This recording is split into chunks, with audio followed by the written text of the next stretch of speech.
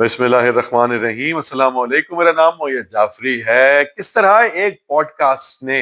ایک پوری کی پوری سازش اور ایک بہت ہی احتیاط کے ساتھ بنایا ہوا پلان اس کا بیڑا غرق کر دیا۔ یہ کون سی پوڈ کاسٹ ہے؟ یہ پوڈ کاسٹ ہے انجینئر محمد مرزا کے اردو پوائنٹ کے ساتھ، اور اس کے اندر کیا ایسا ہوا ہے کہ میں آپ کو یہ بات بتا رہا ہوں، یہ سارا آپ کے ساتھ شیئر کریں گے۔ بہت مزیدار کہانی ہے، ایک ایک جملہ، ایک ایک حقیقت جو سامنے آئی ہے اس نے بالکل ننگا کر کے رکھ دیا ہے۔ اور دوسری جانب ایران کے اندر جو سچویشن ہے وہ جیسا کہ آپ جانتے ہیں پچھلے 2 ہفتے سے 2 ڈھائی ہفتے سے انتہائی کشیدہ ہے، مگر اب حالات اور واقعات ایک دم سنگین ہو گئے ہیں۔ ایران نے اپنے برادر مسلمان ممالک کو فون کر کے کیا کہا ہے، ٹرمپ نے کیا دھمکی دی ہے، اور ایران کے اندر اب کیا ہونے جا رہا ہے، اور اس سب کے ساتھ پاکستان نے ایسا کیا کیا ہے آج کی تاریخ کے اندر جس سے یہ نظر آتا ہے کہ شاید پاکستان ایران کے ساتھ اس ساری کہانی میں کھڑا نہ ہو۔ یہ سارا کچھ آپ کے ساتھ ڈسکس کرنا انتہائی ضروری ہے، بیکاز یہ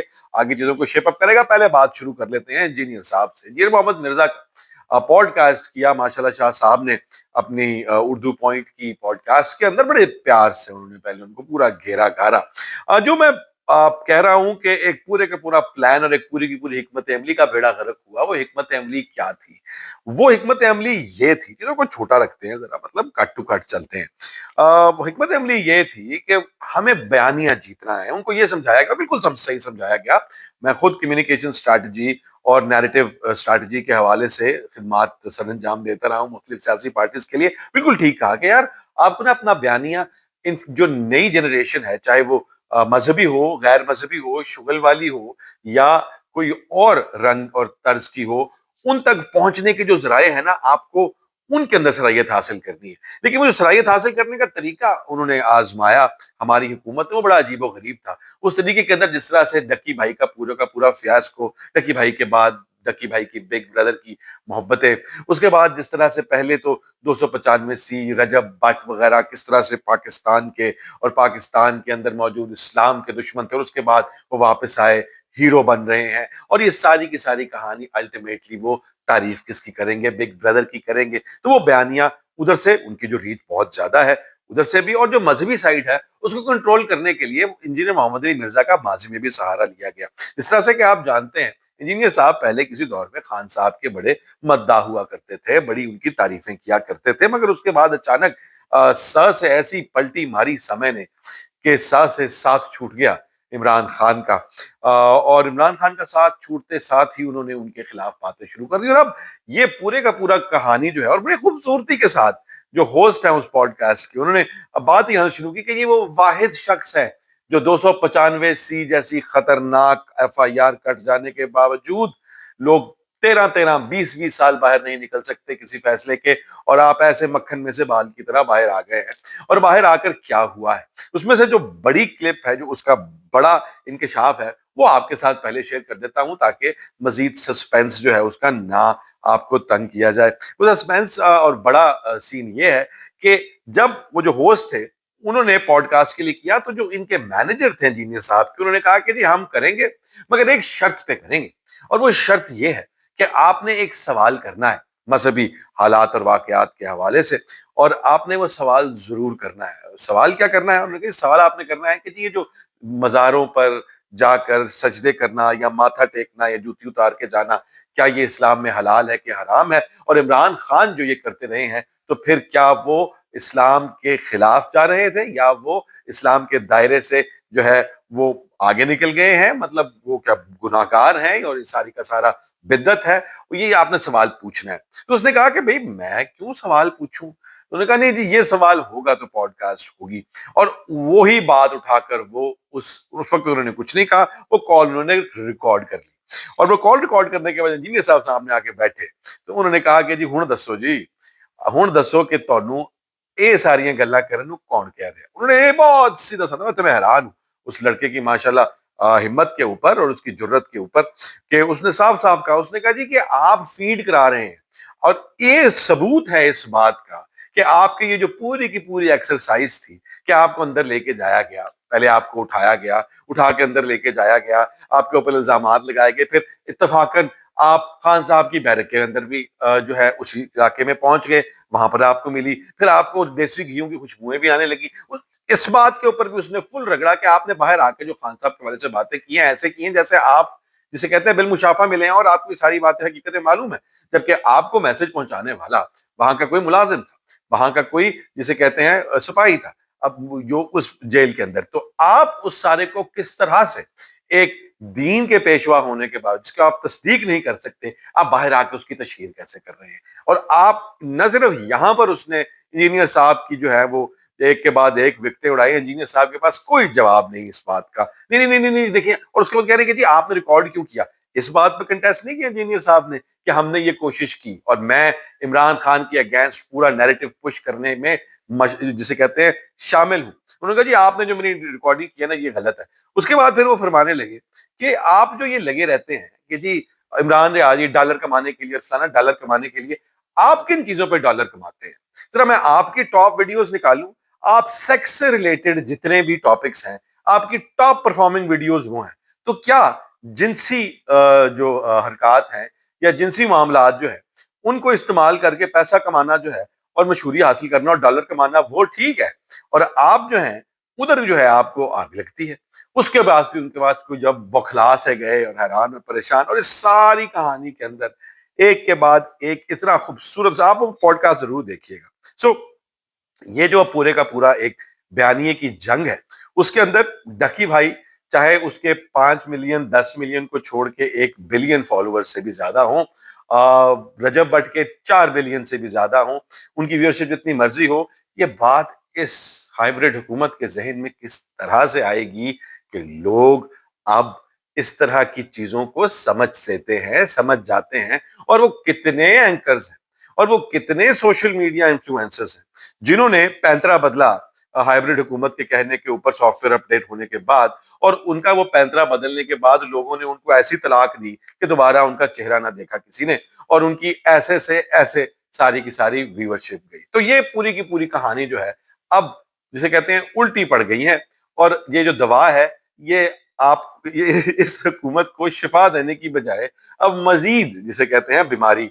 دے رہی ہے. تو یہ معاملہ تھا, وہ ویسے تو 2 گھنٹہ 50 منٹ سے زیادہ کی پوڈ کاسٹ ہے مگر دیکھنے سے تعلق رکھتی ہے. اب آ جاتے ہیں ایران کی جانب. اب ایران کے اندر معاملات جیسا کہ آپ نے دیکھا کہ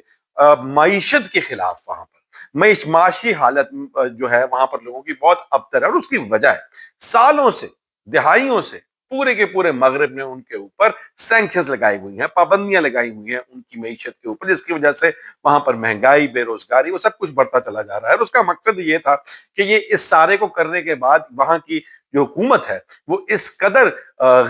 ان پاپولر ہو جائے کہ لوگ اس کے ساتھ کھڑے ہوں, اور پھر ہم ان کے پیچھے دھکا لگائیں اور ان لوگوں کو آگے کر کے اس حکومت کو گرا کر اپنی مرضی کی حکومت, جیسے رضا پہلوی جیسے لوگ جو کہ امریکہ کے پٹھو, اسرائیل کے پٹھو ہیں, وہ آ کر ہم وہاں پر انسٹال کریں اور موجے ماریں ایران کے اندر, پاکستان کی سنگی پر بھی نو رکھیں, افغانستان کی سنگی پر بھی نو رکھیں, اور ایران کے بھی ودن چائنا کے بھی ودن اسٹرائکنگ ڈسٹینس ہو جائیں. یہ پورے کا پورا پلان جو ہے بڑے عرصے سے چل رہا ہے, اور وہ اب ایک دفعہ پھر 1979 سے لے کے ابھی تک کی کہانی کے اندر پھر وہاں پر رائٹس اور پروٹیسٹ کھڑے ہوئے. مگر حالات اور واقعات یہ ہے کہ 2.5 سے 2.5 ہزار امریکہ کہہ رہے ہیں کہ جی لوگ شہید ہو گئے ان کلاشز کے اندر, اور ایران نے 100 پولیس آفیسر سے زیادہ جو لوگ ہیں وہ شہید ہوئے ہیں, ان کا جنازہ ہوا, اور ان کے قاتلوں کے خلاف جو اب وہ کہہ رہے ہیں ایکشن ہے وہ انتہائی سوئفٹ ہوگا, پھانسیاں دی جائیں گی, تصویریں ہیں, ثبوت ہیں, وہ سب کے سب کسی بھی قسم کی ڈیلے نہیں کی جائے گی تاکہ ایک سبق پہنچے. اور اسی کے اوپر ٹرمپ نے کہا ہے کہ اگر ایسا ہوگا تو امریکہ ان کو بہت سخت جو ہے وہ رسپانس دے گا. اور اسی حوالے سے امریکہ نے اپنے جو قطر سے اپنے جو ڈپلومیٹس ہیں, اپنے جو سفارتی عملہ ہے, اس کے 3 انتہائی اہم لوگ واپس بھی بلا لیے ہیں. اس کی وجہ یہ ہے کیونکہ ایران نے کہا ہے, ایران نے تمام مسلمان ممالک کو یہ اپنے جو ہمسائے ارد گرد ان کے ہیں یہ نوٹس بھیجا ہے کہ بھائی اگر ہمارے اوپر امریکہ میزائل حملہ کرتا ہے تو ہم امریکہ کی جو ملٹری فوجی بیسز ہیں وہ جس ملک کے اندر بھی ہیں ان تمام بیسز کے اوپر ہم حملہ کریں گے, اس لیے آپ پلیز اس حوالے سے خبردار رہیں. اب اس میں ایک اور بڑے مزیدار نقطہ آتا ہے کہ ہم ہمیشہ ڈینائی کرتے رہتے ہیں کہ ہم نے امریکہ کو نہ تو کبھی فی الحال بیس دی ہوئی ہے نہ ہی کوئی کوآپریشن. اللہ خیر کرے صحیح ایسا ہی ہو, یہ حقیقت ہو, یہ نہ پتہ لگے کہ ایران کا ایک مثل پاکستان کی بھی کسی بیس پر آ کے ہٹ ہو رہا ہے اور بعد میں پتہ لگ رہا ہے وہاں پر امریکی مر گئے ہیں. اینی ویز سو یہ تو خیر اللہ خیر کرے, ایسا بھی فی الحال تو نہیں ہے, میرا بھی دل کرتا ہے ایسا نہ ہو. مگر اسی حوالے سے ایران کے جو عراقچی ہیں جو ان کے فارن افیئرس کو دیکھتے ہیں, انہوں نے ترکیے کے ساتھ پچھلے 24 گھنٹے میں 2 دفعہ بات کی, یو اے ای کے ساتھ بات کی, قطر کے ساتھ بات کی. یہ ساری موومنٹ بہت تیز اور بہت جلدی کے ساتھ ہو رہی ہے. مگر ٹرمپ کا جو ایجنڈا ہے وہ بہت ڈفرینٹ ہے. اور جہاں تک ٹرمپ کی بات ہے تو ٹرمپ کے ساتھ جو میں کہتا ہوں پپیاں اور جپیاں جس طرح کی یہ حکومت ڈال رہی ہے اور جس طریقے سے ڈال رہی ہے وہ اب آنیسٹلی امبیرسنگ ہو گیا ہے. میں آپ کو ایک بات بتاتا ہوں, ہم نے آج ایک ایم او یو کے اوپر سائن کیا. وہ ایم او یو جو ٹرمپ صاحب ہیں ان کی فیملی کا جو کرپٹو کرنسی کا آن لائن جو یہ سارا بٹ کوائن اس طرح کی ان کی اپنی کرپٹو کرنسی ہے, اس کی جو فیملی نے اسٹیبلش کی ہے ورلڈ لبرٹی کے نام سے, ورلڈ لبرٹی کرپٹو کے نام سے, اس کی ایک افیلیٹڈ مطلب اس کی بھی ایک وہ ڈائریکٹلی خود نہیں, اس کی ایک افیلیٹڈ کمپنی کے ساتھ آپ نے کرپٹو کرنسی کے حوالے سے پاکستان کی کرپٹو کرنسی جو ہم آگے لے کے جانے کی کوشش کر رہے ہیں اس کے حوالے سے ایک ایم او یو سائن کیا. اب یہ ایسے ہی ہے کہ جیسے بادشاہ کی آگے سے کوئی فیملی, وہ فیملی کا بزنس اور بزنس کا بھی آگے سے کوئی چھوٹا بزنس جس کا صرف ایک تعلق ہے اس بزنس کے ساتھ, اس کا نمائندہ آ کے یہاں پر ایم او یو سائن کر رہا تھا. اور اس ایم او یو کو سائن کرنے کے لیے آپ کا فائنانس منسٹر کافی ہے. مگر اگر جب آپ کبھی دیکھیں پریس کانفرنسز کی ویڈیوز تو آپ کو نظر آتا ہے کہ مثال کے طور پر رانا ثناء اللہ یا بیرسٹر گوہر پریس کانفرنس کر رہے ہیں تو کچھ لوگ ایسے جو چاہتے ہیں کہ وہ کیمرے میں آئیں اور دیکھنے والوں کو پتہ لگے کہ وہ بھی موقع پہ تھے, شاہ سے سے کہ جی دیکھو جی میں بھی ہوتے پہنچے ایسے سر تابے دار تاڈا, وہ ایسے پیچھے سے آپ کو نظر آتا ہے گردنے اور منہ نکالتے ہوئے. بالکل اسی طرح سے ایک اس لیول کے ایم او یو کو کوئی کانٹریکٹ سائن نہیں ہو گیا, ایک ایم او یو سائن ہوا. اس کے اندر کون کون تھا اور بیک گراؤنڈ میں کھڑا ہوا کون کون تھا. آگے تو اورنگزیب صاحب ظاہر ہے فائنانس منسٹر بیچارہ اپنی نوکری کر رہے ہیں, اپنا کام کر رہے ہیں. پیچھے کھڑا ہوا ہے پاکستان کا پرائم منسٹر, کھڑا ہوا ہے تصویر کھنچوانے کے لیے, شہباز شریف صاحب. پیچھے کھڑا ہوا ہے پاکستان کا نائب پرائم منسٹر اسحاق ڈار صاحب, وہ بھی فوٹو کھنچوا رہے ہیں. اور پیچھے کھڑے ہوئے ہیں ہمارے ماشاءاللہ سے field marshal, chief of the army staff, commander of the defence forces حافظ سید عاصم منیر شاہ صاحب. اور یہ سارے کے سارے پاکستان کی ٹاپ لیڈرشپ ایک چھوٹی کمپنی کے ساتھ ایم او یو سائن کرنے کی سیریمنی کے اندر اس سیاسی ورکر کی طرح جو اپنی فوٹو کھنچوانا چاہتا ہے پیچھے کھڑے ہو کر جو ہے وہ فوٹو کھنچوا رہے ہیں, صرف اس لیے کہ ٹرمپ سائن جلالی کو نظر آئے کہ دیکھیں ہم نے آپ کے بال بچے کے کاروبار میں حصہ ڈالا ہے تو آپ نے ہمیں یاد رکھنا ہے جب آپ نے ہمارے ساتھ کوئی ایسی کوئی الٹی سیدھی ہو گئی. اور اس طرح کی چماٹ گیری آپ کو اس بات کا ثبوت دیتی ہے, اور وہ ثبوت یہ دیتی ہے کہ آپ کسی بھی صورت اب ٹرمپ سائن جلالی کی کسی بھی دیے ہوئے حکم کی خلاف ورزی نہیں کر سکتے. وہ حکم چاہے ایران کے حوالے سے ہو, وہ حکم چاہے افغانستان کے حوالے سے ہو, وہ حکم کسی بھی سائیڈ کا ہو, اب آپ ان کے ہاتھ پر مکمل طور پر بیعت کر چکے ہیں. بالکل اسی طرح سے جس طرح سے مالدیوز کا کہ پتہ نہیں انڈونیشیا کا جو آیا تھا اور اس نے آ کے ترلے کیے تھے کہ مجھے بچا لیں, آپ ہی سائن بچا سکتے ہیں, آپ جو کہیں گے میں کروں گا. ہماروں کا تو وہ کیمرے پر نہیں پکڑا گیا, شہباز صاحب کا باقی لوگوں کا, لیکن میرا خیال ہے یہاں پر بھی کوئی اس طرح کی گپ لگی ہے. ورنہ اس طرح کی اپنے آپ کو لوکا کوئی نہیں کرتا کہ اس طرح کے ایک ایم او یو کی سگنیچر کے اوپر آپ پورے کا پورا پاکستان کی جو ٹاپ ہائیبریڈ گورنمنٹ کے ٹاپ عہدیداران ہیں وہ پیچھے فوٹو کھنچوا رہے ہیں. خیر, اور جہاں تک بات ہے جاتے جاتے ایک چھوٹی سی انفارمیشن پاکستان پیپلز پارٹی کے حوالے سے, اس کے بارے میں بڑی لے دے بڑی بحث چل رہی تھی کہ انہوں نے پی ٹی آئی کو کیوں اجازت دی کراچی کے اندر اس طرح کھلے عام سرے عام لوگوں کو اکٹھا کرنے کی. تو اس کی وجہ سمجھ میں آ گئی. آج بلاول نے تھر پارکر کے اندر ایک انسٹیٹیوٹ کا افتتاح کرتے ہوئے جو بات کہی ہے کہ کچھ طاقتیں, حکومت نہیں, نون لیگ نہیں, کچھ طاقتیں سندھ کے وسائل جو ہیں ان کو چھین کر سینٹرل وفاقی حکومت کے اندر ان کو غبن کرنا چاہ رہی ہے, وہاں پر لے کر جانا چاہ رہی ہے, اور ہم ایسا نہیں ہونے دیں گے. یعنی کہ بلاول بھٹو زرداری اور پاکستان پیپلز پارٹی نے جو کچھ کیا کراچی کے اندر اور سندھ کے اندر پاکستان تحریک انصاف کے لیے وہ ایک کلیئر میسج تھا کہ بھائی اگر ہمیں تنگ کریں گے تو پھر ہم لوگوں کو سچ دکھانا شروع کر دیں گے کہ پاکستان تحریک انصاف جسے آپ کہتے ہیں ختم ہو گئی اور فتنہ ہے، وہ موام میں کتنی مقبول ہے، اور آپ کے سارے بیانیے کا بیڑا غرق ہو جائے گا۔ ہو تو کیا، جتنی بڑی سٹ پیپلز پارٹی کے اس رویے نے ان کو پہنچائی ہے اس کے بارے میں وہ پیپلز پارٹی کو بعد میں تنگ کریں گے، مگر Pakistan Peoples Party Bilawal Bhutto Zardari have only themselves to blame، کیونکہ انہوں نے یہ جو مخصوص نشستوں والا سین ہے